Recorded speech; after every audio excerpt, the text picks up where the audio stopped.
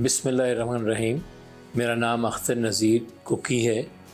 आज हम दिलीप कुमार साहब, जिनका असली नाम यूसुफ़ ख़ान था, उनके मुतल्लिक़ चंद एक बातें करेंगे। दिलीप कुमार पेशावर में 11 दिसंबर 1920 को पैदा हुए। उनके मुतल्लिक़ अगर फ़िल्म के हवाले से बात की जाए, अदाकारी के हवाले से बात की जाए, तो वो तो मेरे पास अल्फाज ही कम होंगे। हर एक ने उनके मुतल्लिक़ जो भी फ़िल्म से वाबस्ता है, उनकी हमेशा तारीफ़ की।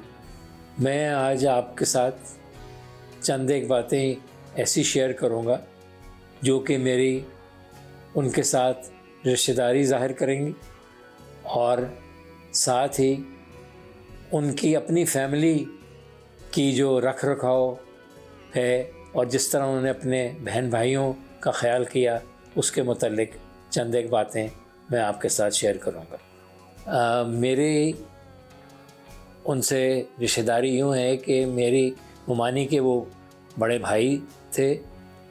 मेरे बहनोई नासिर ख़ान उनके छोटे भाई थे। दिलीप कुमार 12 बहन भाई थे। उनके सबसे बड़े भाई का नाम लाला नूर था, जो कि उनकी आबाई कारोबार फ्रूट वाली दुकान पे बैठते थे, जो कि क्राफर्ड मार्केट बॉम्बे में थी। उनके वालिद भी वहाँ बैठा करते थे, जिनका नाम सरवर ख़ान था। उनकी दूसरी बहन बड़ी जो थी, उनका नाम सकीना था। उससे छोटी बहन का नाम ताज, फिर उनसे छोटी बहन का नाम अख्तर, जो कि मेरी मुमानी हुई। के आसिफ साहब के साथ उनकी शादी हुई। के आसिफ की और दिलीप कुमार की बेहद करीबी दोस्ती थी और ये दोनों अक्सर शामें इकट्ठे गुजारते थे। तकरीबन हर शाम आपसे समझें कि दिलीप कुमार, यूसुफ भाईजान और के आसिफ इकट्ठे होते थे। आसिफ साहब इतने ज़्यादा खुश शक्ल नहीं थे, लेकिन उनमें एक करिश्मा था कि जो कोई भी उनसे बात करता, वो उनसे मुतासर हुए बग़ैर ना रहता। और अख्तर आपा जो हैं, वो उनसे बेहद मुतासर हुई। दिलीप कुमार कहने लगे कि वो उनकी उर्दू आसिफ साहब जो थी, उससे मुतासर होके उनका रोमांस चला। दिलीप साहब नहीं चाहते थे कि उनकी दोनों की शादी हो, क्योंकि वो समझते थे कि एक तो आसिफ साहब की उस वक़्त निगार सुल्ताना साहिबा के साथ शादी थी, जो मेरी पहली मुमानी थी, और फिर वो ज़रा लाउबाली किस्म के थे आसिफ साहब। तो दिलीप कुमार ज़रा इस मामले में थोड़े से सीरियस थे कि उनकी बहन की शादी किसी बहुत पढ़े लिखे शख्स से की हो। उनको अख्तर आपा को उन्होंने अमेरिका पढ़ने के लिए भेज दिया, लेकिन जो मामू आसिफ और अख्तर आपा का मोहब्बत का सिलसिला था, वो जारी रहा और उन दोनों की शादी हो गई। शुरू में दिलीप कुमार साहब यूसुफ भाईजान जो थे, उसको इतना नहीं सराह रहे थे, लेकिन बाद में फिर ताल्लुकात उनके ठीक हो गए। फिर उनकी बहन सईदा ख़ान, जिनकी शादी महबूब फिल्म डायरेक्टर के बेटे इकबाल के साथ हुई। फिर उनकी एक बहन फरीदा थी और दूसरी बहन सबसे छोटी, जो उनकी बहुत चहेती बहन है, वो फौजिया हैं। दिलीप कुमार के नंबर 2 भाई जो थे, वो अयूब ख़ान थे, जिनके नाम पर नासिर ख़ान ने अपने बेटे का नाम अयूब रखा। अयूब ख़ान जो थे, वो बहुत पढ़ाई की तरफ तवज्जो देते थे और वो कहानियाँ वगैरह भी लिखा करते थे। पाकिस्तानी फ़िल्म आदमी जो लुकमान साहब ने बनाई, वो अयूब ख़ान की कहानी के ऊपर बनाई। अयूब ख़ान बहुत यंग एज में ही चल बसे। उसके बाद नासिर ख़ान, जिनका मैं ज़िक्र कर चुका हूँ, मेरे बहनोई थे। मेरी बहन बड़ी सुरैया उनसे ब्याही थी। उनकी एक बच्ची है नाहिद हिया, जो कि अमेरिका में सेटल है। उसके मुताबिक एक बड़ा मज़ाहिया वाक़या है। दिलीप साहब की बॉडी बहुत हेयरी थी। उनको एक रोल स्विमिंग कॉस्ट्यूम में आन फिल्म में महबूब साहब ने करने को कहा, जिस पे वो बहुत हिचकिचाए और नहीं किए। बात जो मैं सुनाने वाला था वो ये था कि एक दिन वो नहा के निकले तो मेरी भांजी नाहिद भी उनके घर गई हुई थी। वो टॉवल लपेटे हुए बाहर आए तो उनकी हेरी बॉडी को देख के तो एकदम, वो उस वक्त 2-3 साल की थी, तो उसने कहा ये तो काला अंकल है। हालांकि वो बहुत गोरे चिट्टे थे।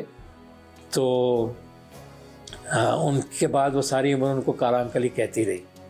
उसके बाद उनके 2 छोटे भाई और असलम और एहसन थे। एहसन जो थे वो उनके सेक्रेटरी का रोल भी अदा करते थे। यूसुफ भाईजान ने अपने बहन भाइयों को अपने वालिद की वफ़ात के बाद बिल्कुल यूं ही पाला जैसे उनके वालिद हों। उनकी तालीम की तरफ बहुत तवज्जो दी। 2 बहनों को अमेरिका पढ़ाया, 2 भाइयों को अमेरिका में पढ़ाया। उनका रवैया सिर्फ अपने छोटे बहन भाइयों के साथ ही इतना अच्छा नहीं था, बल्कि वो अक्सर अगर कभी शूटिंग पे लोग आ जाते तो वो पब्लिक के साथ भी यूं घुल मिल जाते और कभी एहसास ना होने देते कि वो दिलीप कुमार से बातचीत कर रहे हैं। बिल्कुल उनके साथ बड़ी हम्बली मिलते। और सादगी का ये आलम है कि आसिफ साहब उस वक़्त शादीशुदा नहीं थे और 31 दिसंबर की रात थी। उस पे ग्वालियर टैंक में आसिफ साहब के घर पे जो बहुत सारे एक्टर एक्ट्रेसेस इकट्ठे हुए, वो सब मिलके खा पी रहे थे। उसमें राज कपूर भी थे, नरगिस भी थी, उस ज़माने में गुरुदत्त जो थे वो भी मौजूद थे, रहमान एक एक्टर थे वो मौजूद थे। ये जो मुझे याद है, मैं छोटा सा था, मैं बीच में से झांक झांक के कमरे से बाहर आके देखता था। और दिलीप कुमार जो थे वो किचन में जाके जो कुक था उससे लेके पूड़ी और कबाब शामी लेके खड़े होके वहीं बैठ के खा रहे थे। और उसके बाद क्योंकि उन मुलाजमीन वहाँ कम थे तो उसके बाद ये तमाम लोगों ने बर्तन भी खुद धोए जाने से पहले। दिलीप कुमार ने सीनियर कैमरे जब किया तो उसके बाद वो आर्मी कैंटीन के अंदर मुलाजिम हो गए, लेकिन शाम के वक्त वो अक्सर जो उनकी फ्रूट मार्केट के अंदर, क्राफ्ट मार्केट बॉम्बे में दुकान होती थी, जाके अपने बड़े भाई लाला नूर का हाथ बटाते थे। एक दिन वहाँ पे देविका रानी आई। उन्होंने दिलीप कुमार को देखा और उन्होंने सोचा कि इनको फिल्म में मौका दिया जाए। उन्होंने उनको पहली फिल्म ज्वार भाटा में मौका दिया। उसमें उन्होंने सोचा कि ये नाम जो है यूसुफ, ये ना रखा जाए, को और ऐसा नाम हो जो कि फौरी तौर पे लोग एक्सेप्ट कर लें, और हिंदुआना नाम उन्होंने उनका दिलीप कुमार रखा। ज्वार भाटा के बाद उन्होंने शौकत हुसैन रिजवी साहब की डायरेक्शन में जुगनू फिल्म में नूरजहान के साथ काम किया। उसके बाद फिर उनकी अंदाज़ महबूब साहब के साथ आई, जिसमें राज कपूर और नरगिस दोनों थे। वो एक बड़ी चैलेंजिंग फिल्म थी।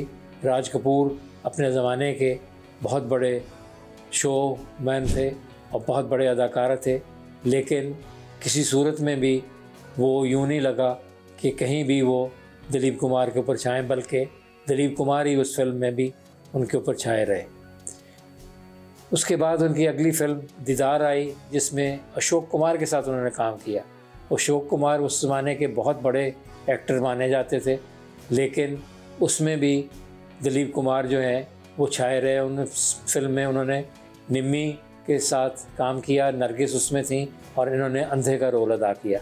दिलीप कुमार जो हैं वो स्टडी बहुत करते थे, किताबें भी बहुत पढ़ते थे और पुरानी फिल्में देखा करते थे, जिनसे वो इंस्पायर होते थे। उनको किरदार जो थे उनको अपनाने की कोशिश करते थे।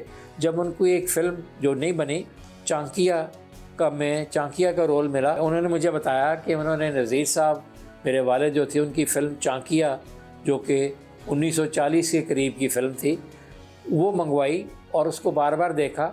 वो उससे इंस्पायर होना चाहते थे और देखना चाहते थे कि उन्होंने वो कैसा किरदार निभाया, उससे वो कुछ ना कुछ सीखना चाहते थे। अक्सर ये तअस्सुर लिया जाता है कि दिलीप कुमार जो हैं वो ट्रेजेडी किंग हैं, वो सिर्फ अफसरदा रोल करते हैं, लेकिन जब उन्होंने कॉमेडी रोल किए या लाउड रोल किए वो भी लाजवाब हैं। अब आप देखिए उनकी फ़िल्म गंगा जमुना, जिस तरह बताया, नया दौर का बताया, फिर गोपी जिसमें उन्होंने गाना भी गाया, मैं तो साला साहब बन गया। और इसी तरह उनके कॉमेडी रोल के लीडर, जो लाइट रोल्स के अंदर भी उन्होंने बहुत बेहतरीन अदाकारी की है। यूसुफ साहब जहाँ बेहतरीन अदाकार थे वहाँ वो एक बेहतरीन डांसर भी थे। उन्होंने 2 फिल्मों में नया दौर के एक गाने पे उड़े जब जब जुल्फ़ें तेरी, तुझे चांद के बहाने देखूं, ओ तुझे चांद के बहाने देखूं, तुझे चांद के बहाने देखूं, ओ तुझे चांद के बहाने देखूं, तू छत पर आजा गोरिये, तू छत पर आजा गोरिये, जिंद मेरी ये। और दूसरा गंगा जमुना में नैन लड़ जाइए पे बेहतरीन डांस किए। नैन लड़ गई हैं, नैन लड़ गई हैं तो मनवा माँ कसक होई बेकरी, प्रेम का छुट्टी है पटाखा तो धमक होई बेकरी, नैन लड़ गई हैं तो मनवा माँ कसक होई बेकरी। वैसे थोड़ा सा गाने का भी बड़ा शौक़ था। उन्होंने 1-2 मरतबा कोशिश की। एक उनकी फ़िल्म थी सफ़र जिसमें उन्होंने गाना भी गाया, लेकिन उनका बहुत ज़्यादा मुशाबा जो था वो तलत महमूद की गायकी की तरह था, तो वो कुछ इतना सराहा नहीं गया। तो उन्होंने उसके बाद बिल्कुल गायकी से ताल्लुक़ी कर ली। उनका फ़िल्मों में डायरेक्शन की तरफ भी रुझान था। इनकी फ़िल्म गंगा जमुना जो है उसको नितिन बोस ने डायरेक्ट किया, जिसने उनकी पहली फ़िल्म दीदार को पहले नितिन बोस ने डायरेक्ट किया था। वो उससे बहुत मुतासर थे, लेकिन कहा जाता है कि बहुत सारे सीन्स में आप दिलीप कुमार जो हैं वो उनको गाइड करते थे। इस हद तक कई मरतबा वो डायरेक्शन में इन्वॉल्व हो जाते थे कि डायरेक्टर जो है वो थोड़ा सा परेशान हो जाता था। जैसे कि फ़िल्म दिल दिया दर्द लिया उनकी फ़िल्म थी, जो कि वुदरिंग हाइट्स के ऊपर बनी थी। वो फ़िल्म पहले के आसिफ साहब ने हलचल के नाम पे बनाई थी। तो इसमें उन्होंने इतनी ज़्यादा इंटरफेरेंस की कि आर कारदार जो बहुत बड़े डायरेक्टर थे प्री पार्टीशन के भी और पार्टीशन के बाद भी, वो ज़िच हो गए और उन्होंने नाराज़गी का इजहार किया। लेकिन उसके बाद फिर दिलीप कुमार ने, जिस तरह मैंने बताया कि जिसमें वो देखते थे कि उनकी जो है वो उस हद तक नहीं कामयाबी हासिल कर सकते कि, और या आप समझें कि वो परफेक्शन में नहीं जा सकते, तो वो ख़ुद ब खुद विड्रॉ कर गए। चंद एक डायरेक्टर ऐसे थे जिनसे दिलीप साहब बहुत मुतासिर थे और वो उनकी डायरेक्शन में कभी इंटरफेरेंस नहीं करते थे। मुझे एक सीन याद है, मैं उस वक्त वो शूटिंग देख रहा था, मुग़ल आज़म का एक सीन था जिसमें दिलीप कुमार ने चल के आना है। उसमें कोई डायलॉग नहीं था, कुछ नहीं था, सिर्फ उनके चल के आने का था। आसिफ साहब जो थे कि आसिफ साहब डायरेक्टर थे, वो मुतमिन नहीं थे उनकी इस चाल से। उन्होंने तकरीबन 100 शॉट लिए और फिर भी मुतमिन ना हुए। तो उसमें यूसुफ साहब ने कोई उनकी डिस्करेजमेंट नहीं की, कहीं ऑब्जेक्शन नहीं की और बार बार शॉट दिया। आखिर तंग आके वो स्टूडियो से भाग गए और वो फिर शूट दोबारा अगले दिन किया गया। दिलीप साहब, जिस तरह मैंने कहा कि बहुत घरेलू मरासिम थे। मेरी नानी जो थी वो अक्सर छुट्टियों में बॉम्बे जाती थी, मैं भी उनके साथ जाता था।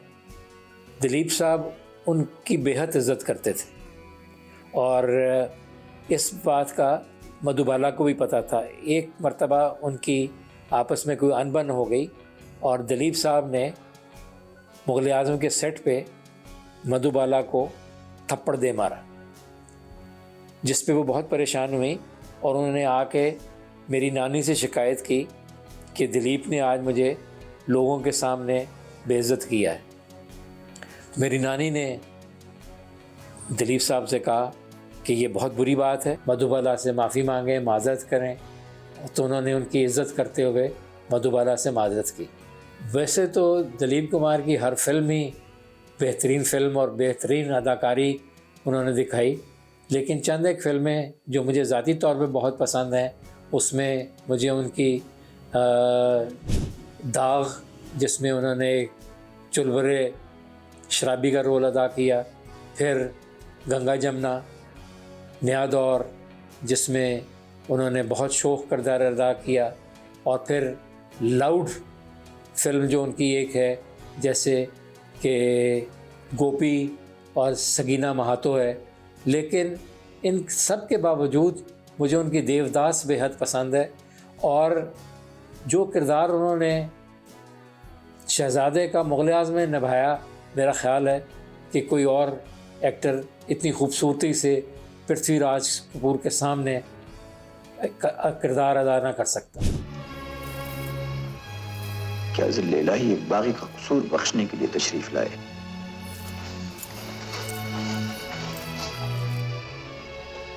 ये बदनसीब बाप जिसे दुनिया शहंशाह कहती है, अपने रूठे हुए बेटे को मनाने आया है, उससे मोहब्बत मांगने आया है। बेटे की मोहब्बत बर्बाद करके मोहब्बत चाहते हैं आप। शहंशाह बाप का भेस बदल कर आया है।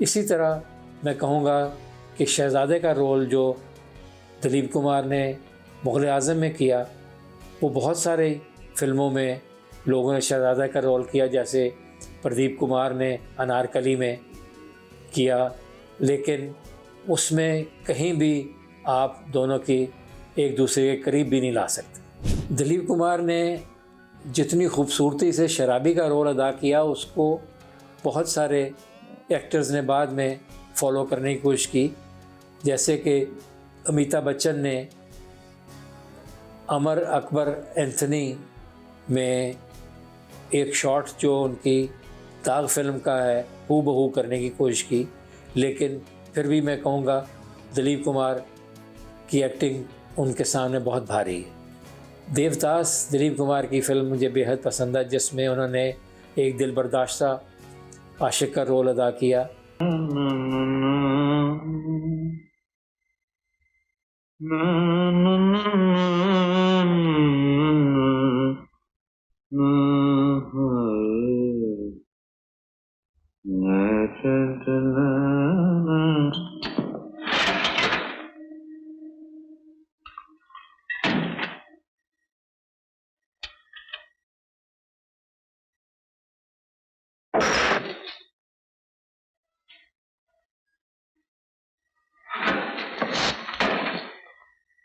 और मत पियो देवदास। क्यों? कुछ ही दिन हुए पीना शुरू की है, इतनी ज्यादा बर्दाश्त न कर सकूं। कौन कमबख्त है जो बर्दाश्त करने के लिए पीता है? मैं तो पीता हूं कि बस सांस ले सकूं। दोबारा रीमेक में शाहरुख खान ने देवदास में किया। शाहरुख खान ने भी बहुत अच्छा काम किया, लेकिन जब आप दोनों को साथ साथ देखें तो दिलीप कुमार उनसे बहुत आगे हैं। दिलीप कुमार ने हमेशा भड़कपन का इजहार किया। वो नए अदाकारों को बहुत इनकरेज करते थे। उन्होंने जब शाहरुख खान की देवदास देखी तो उसकी बहुत तारीफ़ की। शक्ति में उन्होंने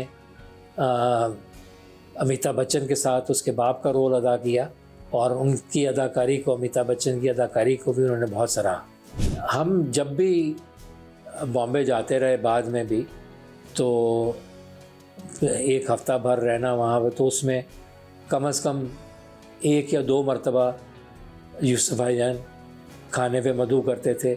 एक मरतबा मेरे साथ तो को 20 लोग थे जो हमने इकट्ठे यहाँ से पाकिस्तान से गए हुए।